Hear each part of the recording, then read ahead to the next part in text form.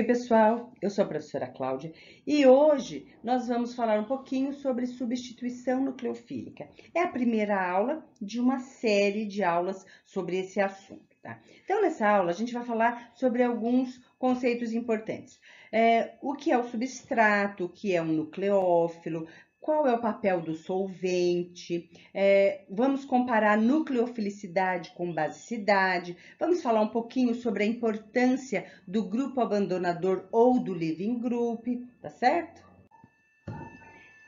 Então vamos lá, na substituição nucleofílica, a gente vai substituir um átomo ou um grupo de átomos por outro átomo ou outro grupo de átomos. Então a substituição nucleofílica, ela pode acontecer segundo dois mecanismos. SN1 é a substituição nucleofílica de primeira ordem. Por que de primeira ordem? Porque, segundo a equação de velocidade, ela é diretamente proporcional à concentração só do substrato. Então, aqui a gente tem um modelo esquemático aí do mecanismo. Então, o substrato, ele vai perder o grupo de saída, o nucleófilo vai atacar o carbocátion formado e vai formar o novo produto, tá? Ou ela pode acontecer via SN2, que é uma substituição nucleofílica de segunda ordem. Por que de segunda ordem? Porque pela equação de velocidade, ela depende da concentração do substrato e do nucleófilo que vai participar da reação. Então, nessa reação, a gente tem aqui um mecanismo aproximado, tá? A gente vai discutir ele com mais detalhes depois, mas o nucleófilo ataca o carbono e o leaving group sai ao mesmo tempo. Então, é uma reação concertada.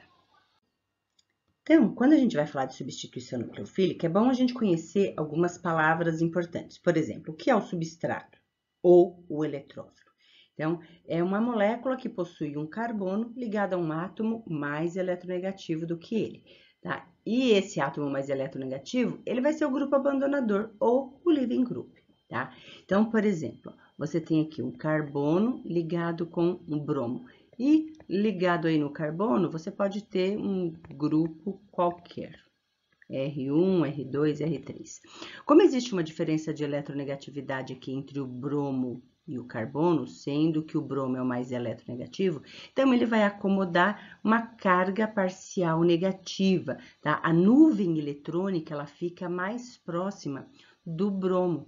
E o carbono, ele vai acomodar aí uma carga parcial positiva. Então, essa espécie inteira aqui chama-se substrato ou é o eletrófilo, tá? Eletrófilo significa amigo de elétron, porque esse carbono aqui, como ele tem a carga parcial positiva, ele é que vai fazer a ligação com o nucleófilo, que é a espécie que vai, rica em elétrons, que vai atacar esse carbono. Living groups, ou grupo abandonador. Então, ele pode ser uma espécie negativa ou uma espécie neutra. Bons living groups normalmente são bases fracas. O que são as bases fracas? São aquelas bases conjugadas de ácidos fortes. Então, por exemplo, HCl, o ácido clorídrico, ele é um ácido forte, tá? Quando ele ioniza, então você vai ter lá o cloreto. Então, o cloreto, ele é a espécie, é a base conjugada desse ácido. Então, ácido forte, base conjugada fraca, tá? Então, aqui você tem alguns exemplos, HCl, HBr, HI, que são ácidos fortes. Então, as bases conjugadas desses ácidos, elas são bons grupos de partida, eles são bons leaving groups. Bom, um leaving group muito bom é o tosilato. Por quê? Quando que um leaving group é muito bom? Quando ele acomoda uma carga negativa facilmente, por exemplo, por ressonância. Então, quanto mais estruturas de ressonância essa espécie apresentar, mais estável ela vai ser. Então, por exemplo, nós temos aqui, ó, o ácido metilparatolueno sulfônico. Então, ele é ácido porque ele vai ter aqui um hidrogênio ligado com esse oxigênio, tá? E aí, quando esse hidrogênio aqui ioniza, ele vai liberar o H+, e vai produzir o ânion tosilato, que é a base conjugada desse ácido metil paratolueno sulfônico, tá?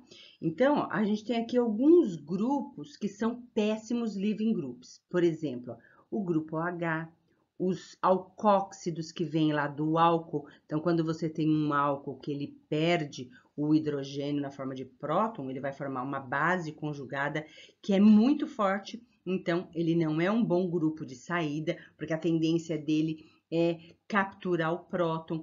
O íon amideto é extremamente péssimo leaving group, porque ele é uma base muito forte, ele tenta capturar o próton para formar lá a amônia. Então, vamos falar um pouco sobre a polarizabilidade do leaving group ou do grupo abandonador.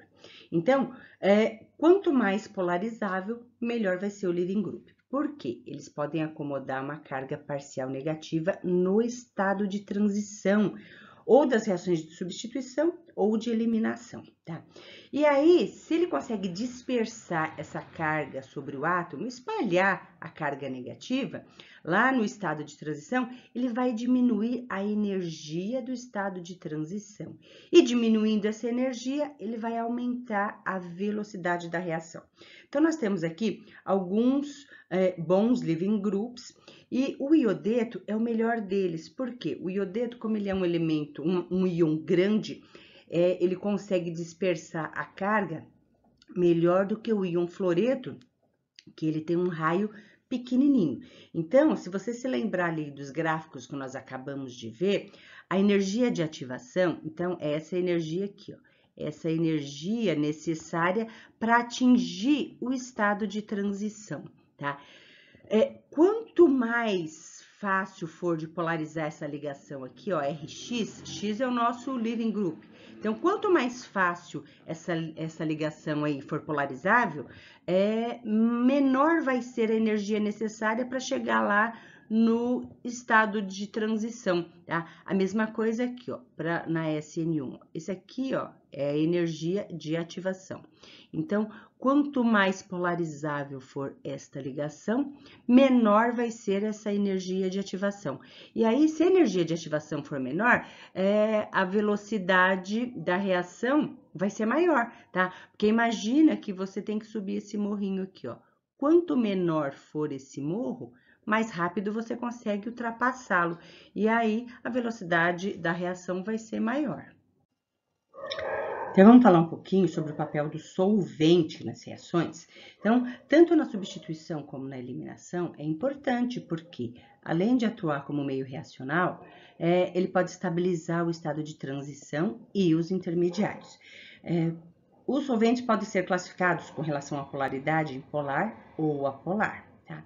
Então, normalmente, os solventes apolares, eles não são usados quando você tem espécies iônicas ou polares. Por quê? Eles não se dissolvem. Então, é importante lembrar, ó, polar dissolve polar, apolar dissolve apolar. Então, você tem água, por exemplo, que é um solvente polar. Ele vai conseguir dissolver qualquer solvente polar ou uma espécie iônica. Por exemplo, o sal de cozinha, Na+Cl- é uma espécie iônica, então ele dissolve na água, tá? Agora, apolar dissolve apolar. Então, se você tem um éter, tá? O éter, ele é uma substância apolar, baixa polaridade, ele pode dissolver, por exemplo, diclorometano, que também é uma espécie de baixa polaridade.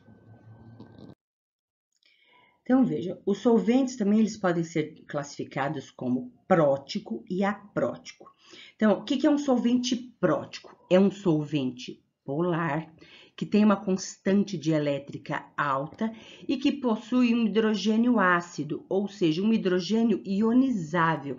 É aquele hidrogênio que se liga a elementos eletronegativos como oxigênio e nitrogênio. Então, por exemplo, a água é um solvente prótico porque tem hidrogênio ligado direto com o oxigênio. O metanol, você tem lá o CH3, o carbono está ligado com o oxigênio e o oxigênio direto com o hidrogênio. Então, esse solvente é prótico porque tem o O ligado no oxigênio. Etanol, então você tem lá ó, o OH ligado lá na cadeia carbônica. Então, este solvente aqui é prótico por causa da presença desse hidrogênio ligado com o oxigênio, tá? Solventes apróticos, eles dissolvem compostos iônicos, mas sobretudo através da solvatação do cátion, porque eles apresentam pares de elétrons não compartilhados. Então, por exemplo, os mais bastante comuns, a gente tem o DMF, que é dimetilformamida. Então, lembra, ó, aqui você tem um grupo CH3, aqui outro grupo CH3. E o oxigênio, ele tem parzinho de elétron livre aqui. Então, aqui ele tem uma carga parcial negativa. Se você tiver algum cátion aí fazendo parte da reação, esse cátion, por exemplo, ó, Na+, ele vai ser solvatado pelo dimetilformamida, porque eles vão ter aí uma atração entre as cargas e o ânion vai ficar livre para poder participar da reação. Outro caso importante, ó, é o dimetilsulfóxido. Então, o oxigênio aqui tem parzinhos de elétrons livres, tá? Não compartilhados, e fica fácil dele fazer o processo aí da solvatação do cátion. Então, vamos falar um pouquinho sobre os nucleófilos, que podem ser espécies neutras, como a água, piridina, trimetilamina ou etanol, ou então espécies que têm carga, como OH ou bromido, tá? Então, por que a espécie neutra pode ser um nucleófilo? Pega o exemplo da água, porque ele tem parzinho de elétrons livres lá no oxigênio. 2 elétrons são utilizados na ligação, mas os demais ficam livres. Então, eles atuam como bases de Lewis. Por quê? Exatamente porque eles têm pares de elétrons não ligantes, que são esses pares de elétrons aqui, que não são utilizados na ligação. Então, são chamados de elétrons não ligantes, tá? Eles podem doar esses elétrons quando eles vão estabelecer uma ligação química lá. Então, por exemplo, você tem uma espécie que está faltando elétron, que é um carbocátion, que é um eletrófilo. Tá? Se você coloca esse carbocátion na presença de água, como a água tem parzinho de elétrons sobrando, então as cargas opostas, que são o elétron, que é negativo, e o carbocátion, que é positivo, eles se atraem e vai fazer uma ligação, tá? Então, a água está funcionando aí como uma base de Lewis. E, normalmente, boas bases tendem a ser bons nucleófilos. Então, veja, qualquer molécula que tiver par de elétrons livres, ela pode agir como nucleófilo. Então, por exemplo, ó, água, metóxido, trimetilbutóxido ou T-butóxido. Então, veja, o oxigênio, ele tem 6 elétrons lá na camada de valência. E desses 6, ele só utiliza 2 para fazer ligação covalente. Então, por isso que o oxigênio, ele tem pares de elétrons livres, tá? A força do nucleófilo, ela costuma estar relacionada com a sua basicidade, mas cuidado, não são a mesma coisa. Basicidade e nucleofilicidade não são a mesma coisa, tá? A basicidade, ela refere-se, ela está relacionada com a habilidade de uma molécula a retirar um próton. E para isso, para você comparar a basicidade de espécies, você tem que verificar a constante de equilíbrio da base. Tá? Então, por exemplo, você tem aqui ácido acético e água. A água, ela está funcionando como uma base, porque ela vai retirar o hidrogênio ácido do ácido acético para formar o íon hidrônio, tá? E a nucleofilicidade, ela se refere à habilidade de um par de elétrons não ligante atacar um carbono num eletrófilo. Então, por exemplo, você tem lá um carbocátion, tá? Qualquer. E aí você tem NH3. Então, o NH3 aqui, ele vai atacar o carbocátion, porque os elétrons livres dele têm carga negativa e o carbocátion é positivo. Então, vai haver atração de cargas. Então, aqui, ele está fazendo papel, o NH3 faz papel de nucleófilo, tá? Então, você tem 2 exemplos, ó. O CH3O, que é o metóxido, e o CH3,3CO, que é o T-butóxido, tá? Os dois são bases fortes, só que o metóxido é um nucleófilo melhor, tá? Enquanto o T-butóxido não é. Por quê? Sendo que ambos têm carga negativa. Então, você pode comparar a estrutura. Ó. Essa aqui é a estrutura do metóxido e aqui do T-butóxido. Olha o impedimento estérico que o oxigênio vai ter aqui no tebutóxido para ele funcionar como um nucleófilo. Ele tem esses grupos metila aqui atrapalhando o ataque nucleofílico, enquanto o metóxido não tem. Então, o impedimento estérico nas espécies, ele pode afetar o poder de nucleófilo dessa espécie. Espero que vocês tenham aproveitado a aula. Se gostaram, deixe o seu like, inscreva-se no canal e ative o sininho para você receber a notificação de novas aulas. E compartilhe com os amigos, tudo bem? Tchau, tchau, pessoal!